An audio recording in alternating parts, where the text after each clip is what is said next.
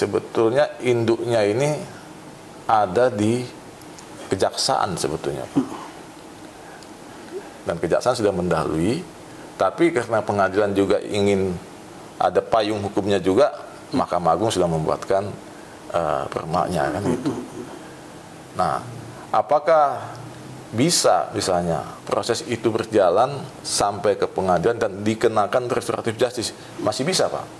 Sebelum pokok perkaranya diperiksa, maka hakim bisa menghentikan itu juga di pengadilan. Apakah bisa dihentikan di tahap penuntutan sebelum sampai ke pengadilan oleh penuntut umum? Bisa.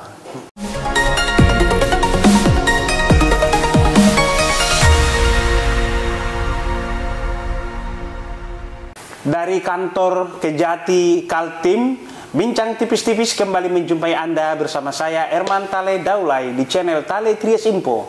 Di channel ini berbagai isu terkini yang menjadi perhatian publik dan narasumber yang kita hadirkan untuk membahas isu tersebut akan kita iris-iris menjadi tipis-tipis. Pada tayang kali ini masih terkait restoratif justice, kita menghadirkan narasumber Bapak Victor Antonius Wakajati Kaltim, didampingi Bapak Tony Yuswanto Kasipenkum. Kita akan mengiris tipis-tipis dulu soal bagaimana program restoratif justice di wilayah hukum Kalimantan Timur ini, baik dari sisi kesejarahan yang beliau pahami dan masa kini dan masa akan datang seperti apa. Kita akan iris tipis-tipis dulu Pak Victor nih, apa yang terbentuk dalam pemikiran beliau soal restoratif justice. Silakan Pak Victor. Baik, nah, terima kasih nih atas pertanyaannya yang paling mendalam nih. Jadi kalau kita melihat ke belakang ya Pak, ini sesuai dengan apa yang saya pelajari juga dan saya dalami dalam studi saya. Kebetulan saya juga mengambil salah satu penulisan tingkat saya, disertasi saya menyangkut penyelesaian perkara di luar pengadilan, tapi bukan dalam lingkup tindak pidana umum Pak. Kita dalam lingkup tindak pidana lain ya. Kita baca bahwa sejarahnya itu sudah panjang terjadi di Eropa itu Pak. Itu sudah ada di negara di Inggris, sudah ada juga di Belanda juga sudah ada. Dan itu bagian daripada aliran hukum yang sifatnya progresif lah ya. Di negara yang sudah maju, sebetulnya restoratif justice sudah merupakan suatu hal yang biasa Pak. Ya, Pak ya. Jadi tidak karena kondisi kondisional lah. Misalnya kalau di Indonesia ini kan dikaitkan dengan kondisi di mana kondisi penjara penuh dan segalanya lah.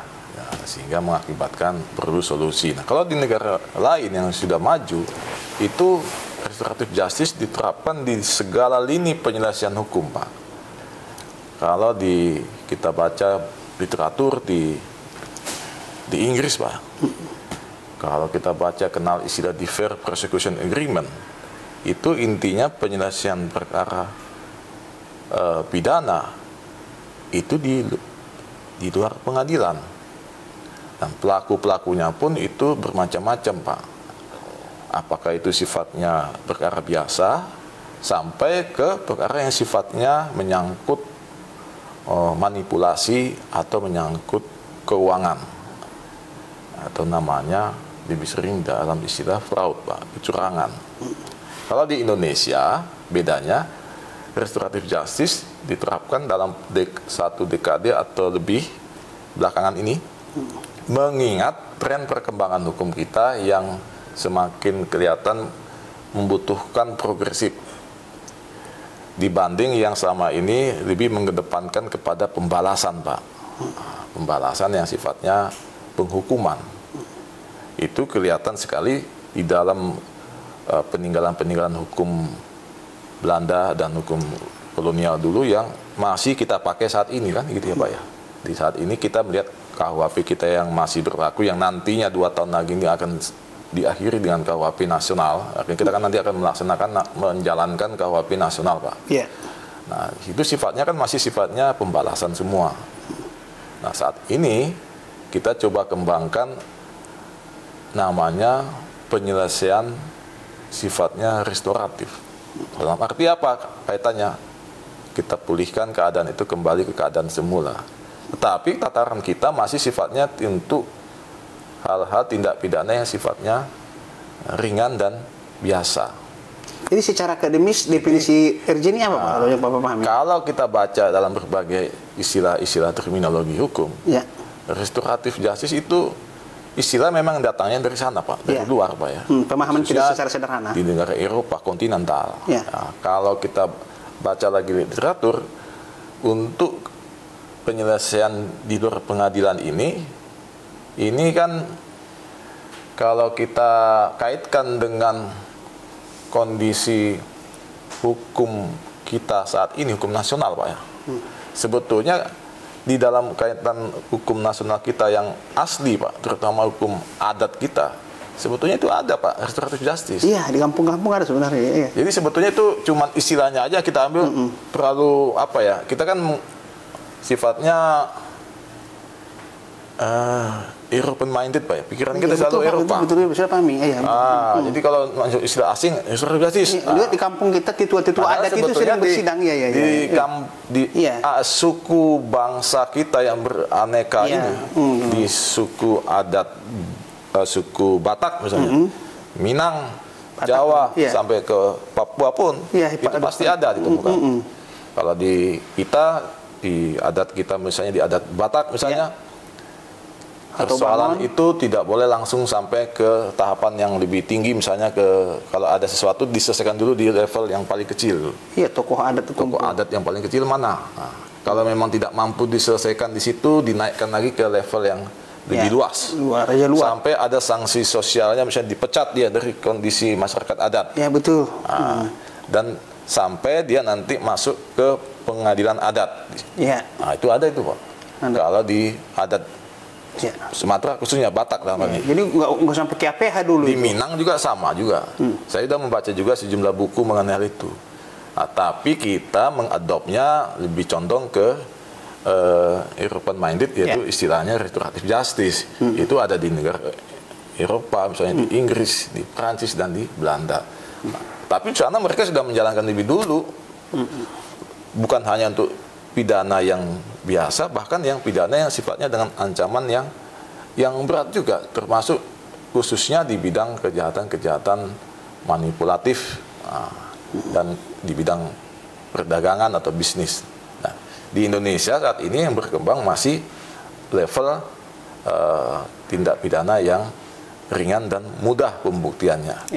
Nah, itu yang membedakan kenapa kita di sini mengadop restoratif justice itu sebagai suatu langkah yang baru di dalam penegakan hukum kita, mengikuti aliran progresif yang sudah ada lama di Eropa itu.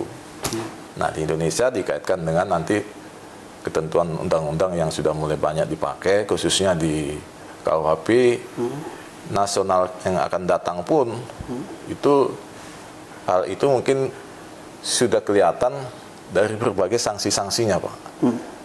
Jadi kalau disebut tadi apakah restoratif justice ini lebih dipersamakan dengan sanksi sosial misalnya?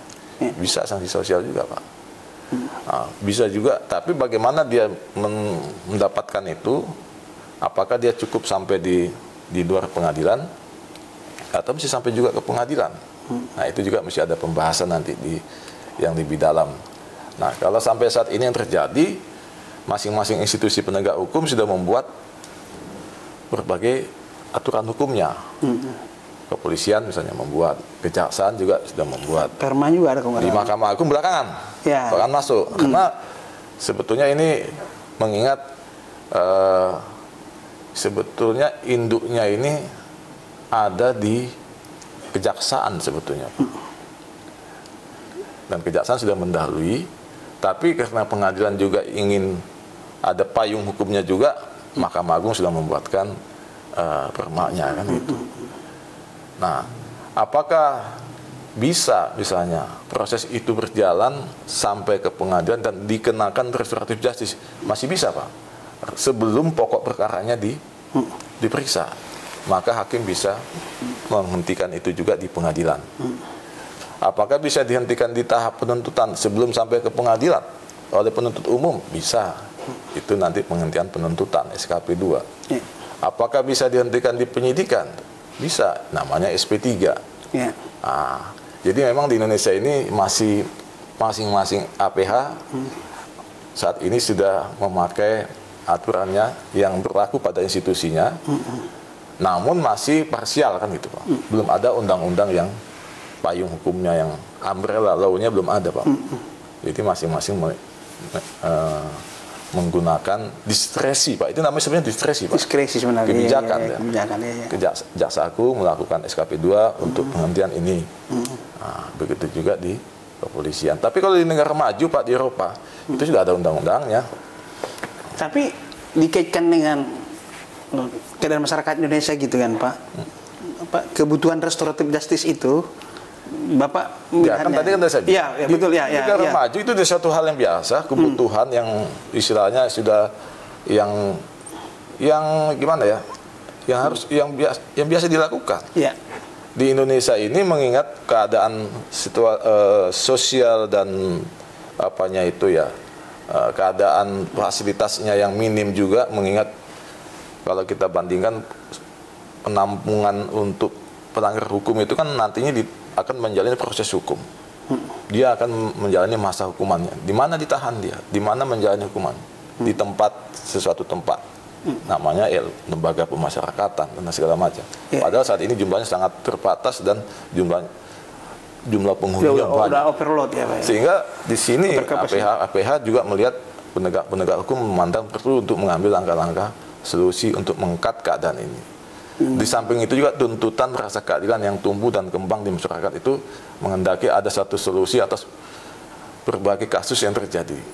Tidak semestinya masuk ke pengadilan atau diselesaikan di luar pengadilan melalui apa ya? Ini polanya diambil. Gitu. Jadi Pak Victor ini menyegarkan ingatan saya kembali waktu saya hidup di desa gitu ya Pak. Kalau ada suami istri berantem hebat, iya kan Pak. Itu sebenarnya juga tetua adat itu berkumpul. Dulu waktu melamar dia siapa, oh tokoh yang ini. Waktu mereka dulu dinikahkan siapa, itu aja ngumpul. Yang tadinya mau bercerai nggak jadi Pak. Mau lewati tokoh-tokoh adat ini sulit betul gitu. Sebetulnya kalau mau ngambil bahasa mudahnya enteng aja kita katakan bahwa di dalam sistem hukum adat kita pun itu sudah banyak ditemukan Pak. Iya, cuman kita mungkin belum begitu banyak menggali itu. Nah, nantinya dalam kodifikasi hukum kita nanti ke depan itu bisa disatukan dalam satu kitab. Ya. Kitab hukum pidana, kitab undang-undang hukum pidana, bisa juga. Supaya nggak bias juga ya Pak. Bisa juga nanti pola mindsetnya kitab undang-undang hukum acara pidana kita KUHP itu juga mesti menyesuaikan. Karena bagaimanapun juga KUHP dan KUHP itu mesti sejalan. Nggak mungkin KUHP-nya digubah, disesuaikan, tapi yang KUHP-nya belum. Nah, itu mesti disesuaikan. Nah, itu menyangkut masalah yang namanya restoratif justice. Kalau di dalam istilah lain ada namanya DVR, Deferred Prosecution Agreement, DVA. Itu juga penyelesaian di luar pengadilan. Itu untuk jenis kejahatan yang sifatnya fraud atau kecurangan atau perbuatan tindak pidana korupsi. Di Eropa itu bisa diselesaikan di luar pengadilan. Di Indonesia kan sebaliknya. Nah, jadi kita tuh selalu sekian langkah di belakang. Eropa sudah logistik ini, kita masih di sini. Nah, kita saat ini lagi menuju ke penyesuaian itu. Ya, meski saya belum pernah ke Belanda gitu ya Pak, tapi saya pernah dengar ataupun baca beberapa artikel gitu. Di sana tuh LP-LP itu udah kayak tempat-tempat losmen wisata, jadi karena nggak ada isinya lagi, karena tadi ada penanganan di luar pengadilan tadi Pak. Penyelesaian di luar pengadilan tadi Pak Victor. Itulah makanya kalau di negara maju sudah hal biasa gitu. Di Indonesia kita masih masuk di awal nih Pak. Di awal. Dan masih parsial. Ada di lembaga ini ada, di lembaga ini ada, di lembaga ini ada juga. Nah, belum Pak. Ada umbrella law-nya yang memayungi ini semua. Itu. Kembali ke Kaltim dulu Pak. Tadi Bapak secara global udah Bapak sampaikan. Sekarang dikaitkan dengan kondisi di wilayah hukum Kejati Kaltim? Kalau di Kaltim, khususnya di Kejati, di Satuan Kerja kita, hal penerapan restoratif justice sudah sangat, mungkin kita termasuk yang paling produktif mengajukan hal itu dan sudah dikabulkan banyak sekali. Mungkin kami di sini kalau dilihat data statistiknya yang kelima, mungkin termasuk 5 besar penyelesaian restoratif justice se-Indonesia. Itu ada di Kejaksaan Tinggi Kaltim. Nah, khususnya di beberapa kejaksaan negeri yang itu ada di sini, Samarinda terutama itu paling tinggi penyelesaiannya. Ya, Pak. Nah, itu. Oke, terakhir nih Pak, karena Bapak tadi kita dapat 6 SKS nih ya, dari penjelasan Bapak tadi. Kita sih ini aja. Saya senang soalnya baca-baca buku itu. Iya, berarti tahun 1800 sekian pun dari itu yang membuat itu Jeremy Bentham, Pak. Itu seorang ahli hukum. Dia membuat restoratif justice itu pada saat Eropa juga mengalami pergeseran teori hukum, Pak. Yang tadinya semuanya mesti dihukum, sekarang ada yang dimaafkan. Nah, itu namanya progresif hukum. Jadi bukan pemenjaraan-pemenjaraan gitu. Ada lagi yang sudah mulai pemandangan itu sudah mulai dikikis, Pak. Jadi dia lebih jauh maju ke depan ya. Bukan kolonial, kalau dulu kolonial kan Pak. Nah, penjarakan gitu kan. Kita dengan hukum kolonial yang dibawa oleh penjajah kita, kita agak lambat menyesuaikan dengan kondisi perkembangan hukum modern saat ini. Nah, ini kita lebih memandang konservatif, hanya itu dan itu aja dulu. Padahal kenyataannya tuntutan sudah berubah, Pak. Masyarakat sudah berubah. Oke, iris tipis-tipis terakhir dulu nih Pak ya. Bapak ini sebagai, saya sering tanyakan, sebagai tata pendapat pribadi yang berlatar belakang seorang jaksa dengan akademis mata kuliah hukum, secara pribadi Bapak masalah ini narkoba, itu kan muncul wacana kemarin katanya yang narkoba, yang korban-korban ini tidak harus dipenjarakan karena di dalam penjara pun mereka bukannya itu Pak, hasil penghukum bukannya tambah bagus, tadinya masuk pemakai keluar jadi bandar katanya gitu ya, itu ya, rumor-rumor begitulah kan. Kalau Bapak sendiri melihat gimana Pak? Apakah katanya sanksi sosial suruh aja macul di put istitsan atau gimana kan gitu, daripada dia harus tidak produktif di dalam penjara gitu, gimana tanggapan Bapak? Yang pasti kan begini, kan mesti kita pilah-pilah itu semua, Pak. Apakah dia ini sebagai pengguna yang dikualifikasikan sebagai apa ya? Jadi dia ini pecandu. Pecandu ini mesti diobati, kan gitu. Tapi bagaimana si penjualnya? Bagaimana yang lebih tinggi lagi? Ini korban, si pemakai lah. Kalau yang lebih tinggi lagi, itu patutnya dihukum. Kalau si pemakai, Pak? Kalau si pengguna, si pemakai, itu diobati, Pak. Bukan di penjara? Itu melalui proses rehabilitasi. Makanya di undang-undang kita saat ini sudah ada mencantumkan itu. Dan ini juga bisa dimasukkan dalam kegiatan restoratif justice berjalan saat ini. Tetapi itu juga harus kita jaga betul, kita teliti betul. Makanya setiap penanganan itu oleh jaksa peneliti, berkas masuk, dilihat dulu, di asesmen dulu semuanya dulu, apakah ini kondisinya layakkah ini dia untuk mendapatkan perlakuan restoratif justice atau rehabilitasi. Kalau tidak ya jangan. Kadang-kadang kan itu ada yang dalam tanda petik ada juga yang diseludupkan di situ faktanya kan itu. Sebetulnya dia ini bukan hanya sebagai pengguna atau sebagai pecandu, tapi dia adalah sebagai apa? Kita bicara sebagai murid olah, terbukti kalau sebagai dia pasti pengguna. Makanya di sini dalam olah patut oleh jaksa peneliti, dia mesti betul-betul teliti betul itu. Berarti RP-nya ditanya, masyarakat dedikasi ke rumahnya perlu ditanya mungkin ya kan? Itu ada metodenya dalam proses penelitian berkas perkara yang dilakukan oleh jaksa peneliti. Ini kaitan dengan tugas kita lah sebagai jaksa jaksa penuntut umum. Makanya itu tidak mudah juga untuk kita berikan status untuk direhab atau dilakukan proses restoratif justice. Itu mendalam juga itu. Nah, kalau memang dia sudah pastikan bahwa kondisinya adalah pecandu, pengguna, dan ada data atau ada alat buktinya, ada faktanya, ya tentu dia layak untuk mendapatkan restoratif justice. Baik, demikian bincang tipis-tipis bersama Bapak Victor Antonius Wakajati Kaltim. Sampai bertemu kembali.